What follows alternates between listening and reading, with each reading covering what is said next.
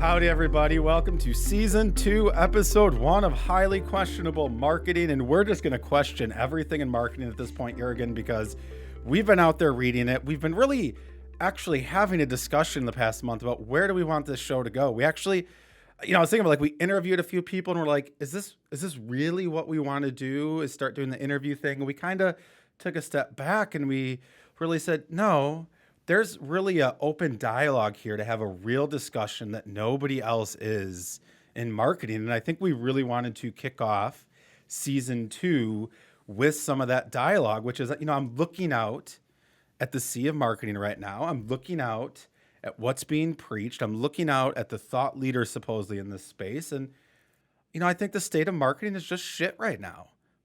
It's just shit. I think everybody, myself included for the longest time, is stuck in this, what we've talked about very briefly, this false struggle that goes on. It's this false struggle of getting stuck in tactics. It's what's everything being preached out there right now is honestly tactics. Sometimes it's tactics disguised as strategy. But when you really break it down, and what we're reading is, I think it's a bunch of hype-filled nonsense. I think there's a bunch of buzzwords in what they're talking about, right? It's cool to say, oh, create demand and capture demand, right? Those buzzwords, get you going, oh, fuck yeah, I want that, right? But you start looking at the case studies and they're vague, right? It's a bunch of straw man arguments, in my opinion. I see a lot of just tactics. And it really seems like as a marketing community and as marketers, we're sitting here reading about tactics. We're diagnosing tactics. Everybody's out there trying to do tactics. We're looking for better fucking tactics to drive growth at companies. And tactics just ain't going to cut it right now. You and I have felt that in various roles over the years. That it's not that we're not going to do tactics, of course. The rubber meets the road somewhere. So yes. But what you've been preaching and what we're kind of coming to here to sort of, skip ahead a little bit is that there is something more that needs to be in place underneath these tactics if they're going to be successful. But everybody is talking as if it is just about these damn tactics.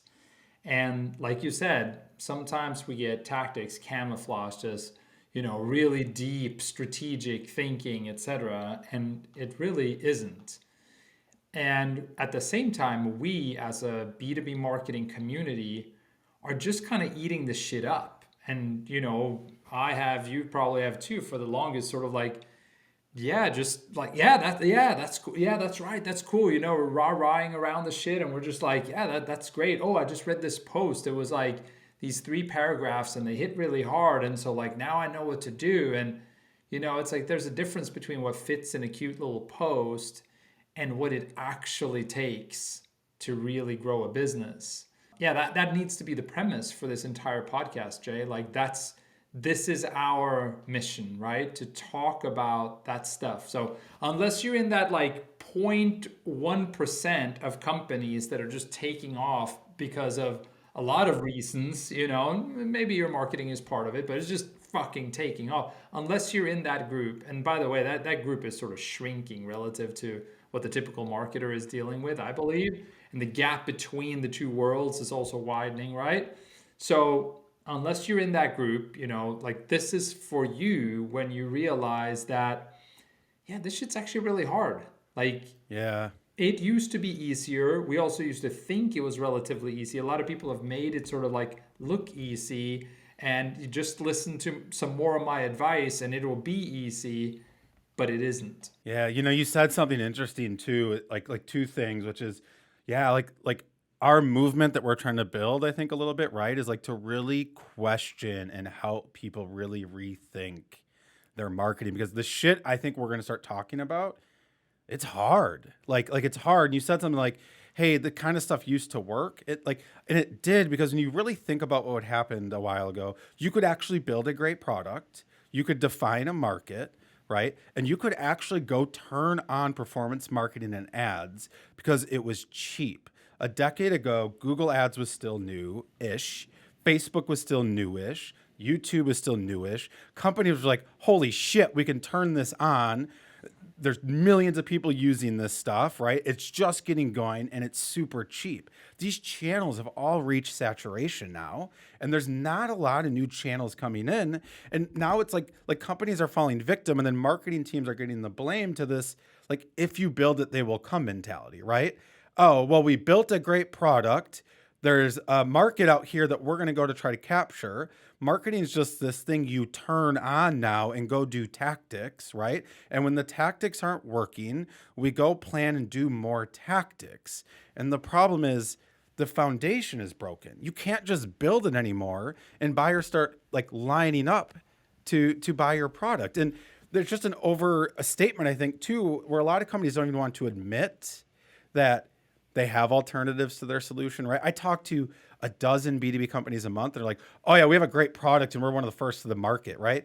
But when you really look at their market definition, there's hundreds of alternatives. And they literally are convinced and believe to themselves that I just have to turn on ads. And I get calls where they go, I want to create demand and capture demand. I've been reading this thing all the time. And I'm like, it's not going to work how you think it's going to work. Like, I promise you.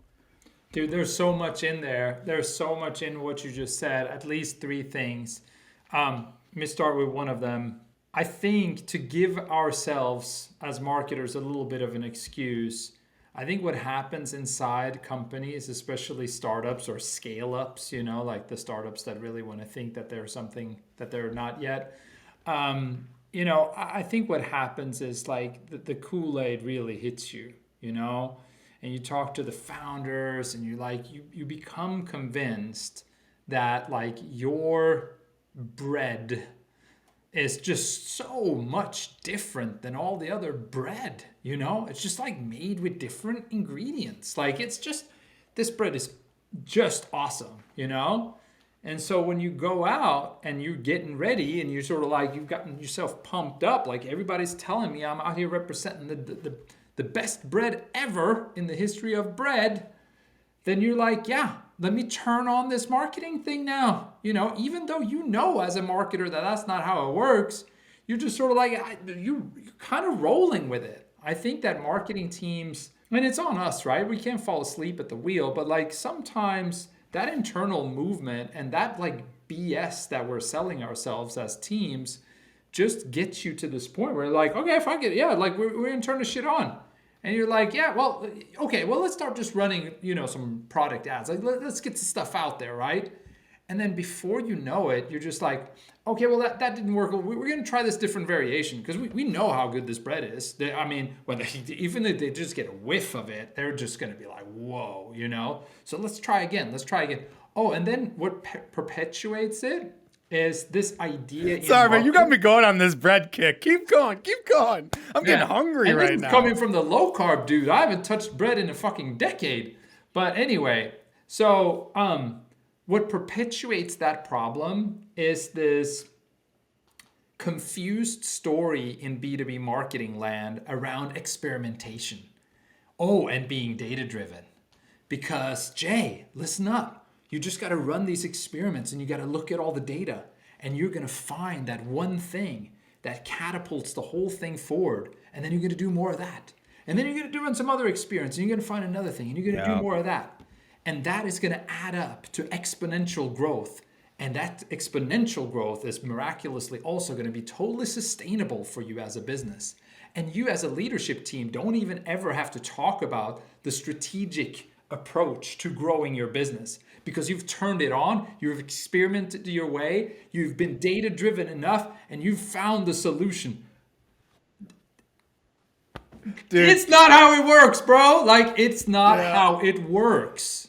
I had a call with a prospect. I'm actually about to do a call with the CEO too. And like he showed me this graph he saw on LinkedIn, like, oh, I saw this guy and he's like, he did this graph where he's like, he's stacking things, right? And I'm like, he's like, I'm doing Google and then I'm gonna like stack LinkedIn on it and I'm gonna stack fucking Facebook on it. And I'm like, So you're really just stacking tactics, dude. That's what you're doing. You're throwing a bunch of shit against the wall, number one, and you're like, I'm gonna find a little bit of this that works. Then I'm gonna go over here and find a little bit of this that works, and I'm gonna stack it. I'm gonna stack it on top of each other. And I think you said something else that really, like, it's made me realize, well, two things. I've been at a company one where the CEO actually come up to me and, like, I shit you not, this happened. He goes, "This company was built on paid search. Don't fuck it up." Told me that flat out, right? But that's what happens. A lot of these small SaaS companies, it is like a drug, right? They start running some tactics and like they start growing. They're like, great. Well, great. We're going to 2x our pipeline and revenue goal next year.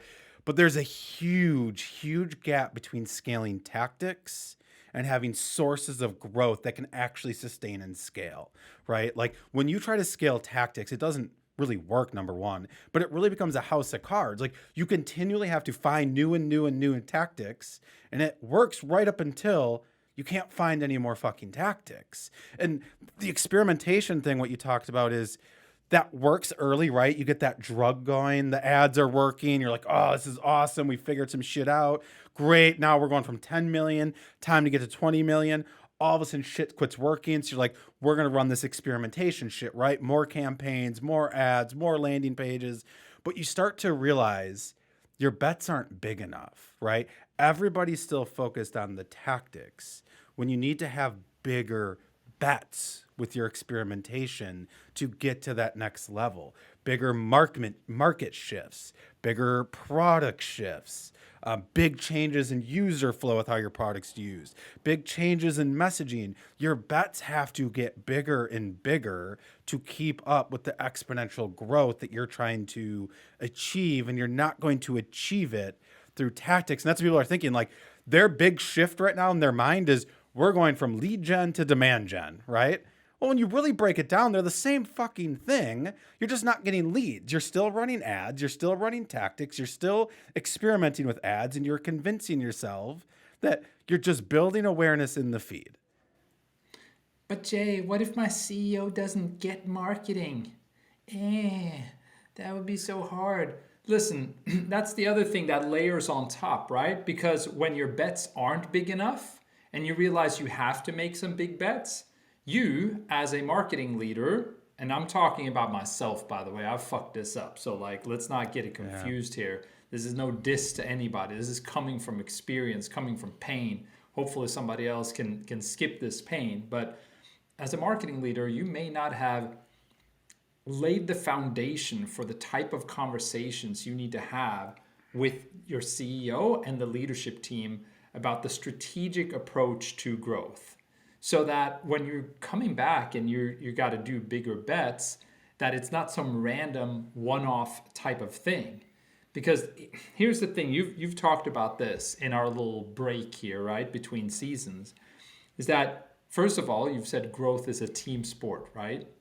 And growth is, before anything, it's like a strategic sort of agreement at the leadership level about which way we're headed in.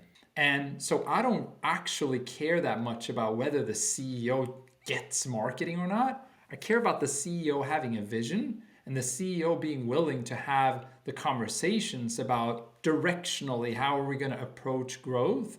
And then from there, I'm going to be able to figure it out by working with the rest of the team. You know, like it's not like, oh, just keep doing tactics and then all of a sudden that doesn't work. And then now my CEO doesn't get marketing and what am I going to do? And it falls down and like dreams are crushed. You know, there's one other thing too. I like this tactic thing because I think a lot of people, this is where, look, I'm coming from a place of love with this, which is I've done all of this shit. I've watched as a company convince themselves they had product market fit and they continually chase tactics and they chase tactics. And the other thing that really happens here is there's a lot of fake strategy with growth that goes on. And what I mean is it's really tactics when you break it down. And this is what it'll typically look like at your company. Someone's going to come to you and say, hey guys, lead-based is dead. The ebooks don't work. we need to go switch to account-based marketing, right? That's a strategic shift companies convince themselves, and they will spend 6 months planning. They will go get all this MarTech. And I promise you, if your lead shit's not working, when you make this shift, the account-based shit's not going to work. And then what you're going to do, and by the way, I've done everything I'm telling you is a real life story that I lived. When that shit doesn't work, you're going to find this shit about demand generation. You're going to make this shift. You're going to convince yourself that you need to build awareness. You're going to create brand affinity. You're going to change your ads to build awareness in the feed, and people are going to consume this shit. And then you're going to go to the next thing after that, right? And it's really actually chasing shiny objects. You're stuck as a marketing team thinking you are doing strategic stuff when you're really just doing tactics. And it really comes from an internal mindset, not even at the marketing level, I don't think, at the company level, that growth is a company problem. And a lot of the times, marketing just has to make it work. And that's the real problem here is you got to look at yourselves as a company and understand your growth strategy. Shit, we've talked about this, right? I think you could go to 99.999% of companies right now. You could take their executive team and ask them to write on paper, how the fuck are we going to grow? You're going to get a different answer from everybody. And that's the definition of the problem right there. If an executive leadership team will give you, well, we're going to go do marketing. And another guy's going to say, we're going to go do SEO. Another guy's going to say, we're going to do partnerships. And we're going to grow through our product, right? You're going to get all these different answers. And if your executive team cannot answer consistently with exactly the same how you're going to grow, then marketing's not going to save you. And that's the real problem is marketing. Honestly, like to be on marketing side, we always get the short end of the stick, I think. When shit's not working, marketing gets stuck with the short end of the stick. Your leads suck, your opportunities suck, your ads suck, everything you're doing sucks.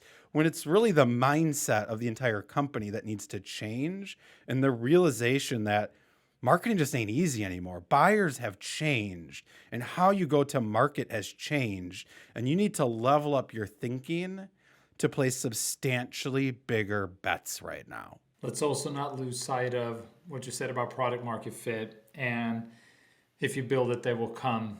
Those are the two same things, right? Like it's just like everybody sort of agreed, it's become a cliche. If you build it, they'll come. That's not how it works, right? Yeah. But we just need to get product market fit. And then we get, it's like, wait, what are you talking about? Like product market fit doesn't guarantee you sustainable growth as a business. Are you crazy? Like how did we convince ourselves that just because you have product market fit, that's like saying, yeah, I came up with edible bread. This bread is edible. It's not like necessarily like really fucking good, but it's edible and you won't get sick from it. So we have product market fit. Now, marketing team, why is this bread not flying off the shelves? Like it's the same shit. It's completely nuts to think that product market fit entitles you to growth. It is, it's possible then to do a bunch of stuff. By the way, there's also the other argument, the Christopher Lockett argument, that product market fit isn't even what you should be looking for. Like that is a losing mindset. That's a conversation for a separate time. I think it's fascinating. It's a very, very healthy thing that there are people in our world with those points of views. But for now, let's just be really clear. If you're in a company and they're like, yeah, we got product market fit, we're ready to go. Just turn the shit on. That is a flag because that's a team that hasn't understood the realities of how hard it is out there, even with so-called product market fit. It's funny too when you say that, and I think this is a good kind of way to start to like transition down here is a lot of companies pretend they have product market fit when they actually don't too. Yeah. I've been there. I've lived that. I've worked at those companies. I've tried to help those companies, right? And to your point, product market fit isn't even the most important thing to me anymore. I mean, you've heard me talk a lot about market message fit, and I think that if you don't have a message to go to market with, who gives a shit about your product, right? The best product doesn't win anymore, and like people need to get that. Just because you think you solve the problem better than anybody else, your buyers really don't give a shit. You won't get the at bat. Like you're not even stepping up to the plate. It's a theoretical thing. It's like we have product market fit, so we should be winning. You're not even in the game necessarily, unless you have, like you said, market message fit or in some other way figured out how to genuinely get the attention of your audience and start a dialogue with them. That doesn't come from product market fit. This is our mantra season 2, I think, right? Let's help marketers get out of the false struggle. I've lived the false struggle. I Me too. think getting out of the false struggle starts with tactics, in my opinion. Because look, I'll tell you one more thing. I can get all the data in the world to support your ads aren't converting, your landing pages suck, LinkedIn's not working, Google Ads isn't working, right? And everybody's convinced that's their problem then. Because it's really easy. Like you said, the data driven mindset is that's what happens. You start going in there like, well, our ads aren't converting, right? Like, let me see your ads. Our landing pages aren't converting, right? And everybody's convinced they have a tactic problem. And that's step one to getting out of the false struggle is really probably realizing your problem's much bigger than tactics. Like the data can point you in all the wrong direction. I can get a lot of data to support a lot of different things. And you just got to be careful. And I think that's really step one to getting out of this.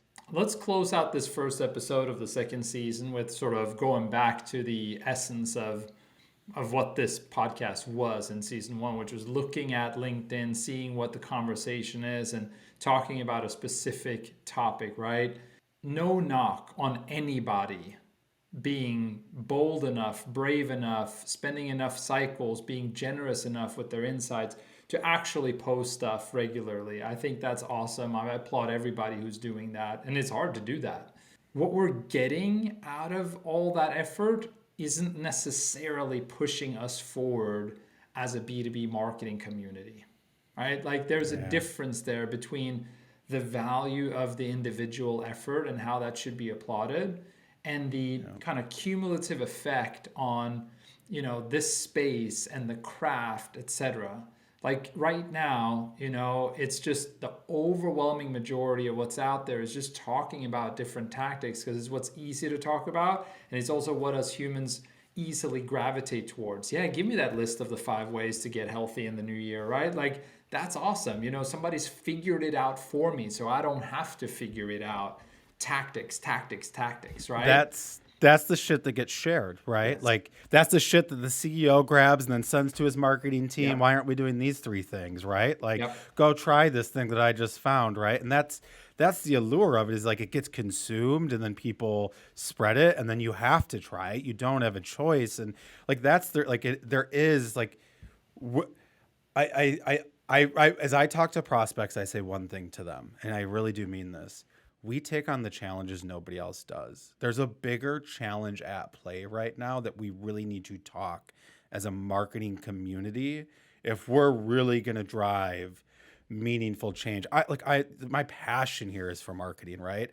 But I can sense where like everybody's getting excited about the direction that marketing's going, and I'm like, guys, we're still fucking talking about tactics, right?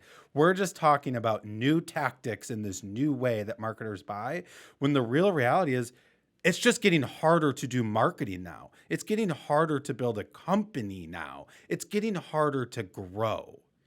Like it's just getting harder. So as a community, we need to do at least 2 things. And, I'll talk about LinkedIn here, but it's really across the board. We got to do the ones that are out there saying stuff, sharing things, posting.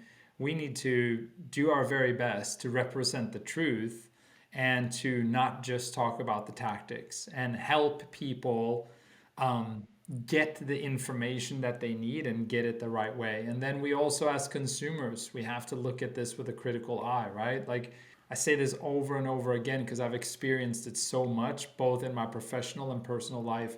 Nothing is harder than looking in the mirror. Nothing is harder than evaluating our own lens, evaluating our own views and thoughts and habits, most importantly. And what we do sometimes when we consume all this stuff is we're just sort of we're whether we are conscious of it or not, we're looking for these easy fixes, and we can't have that lens. Like we got to take this shit more seriously.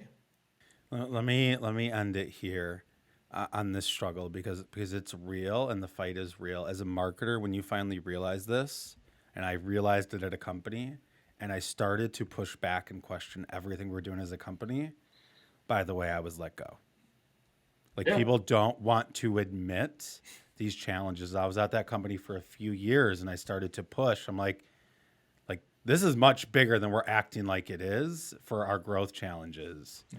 And after I started questioning a few months later, I was like, oh, like that's the real challenge ahead of us is there's a mindset shift, not just in marketing, but just for growth and building a company and how you acquire customers. Like we have a big battle ahead of us, Jürgen.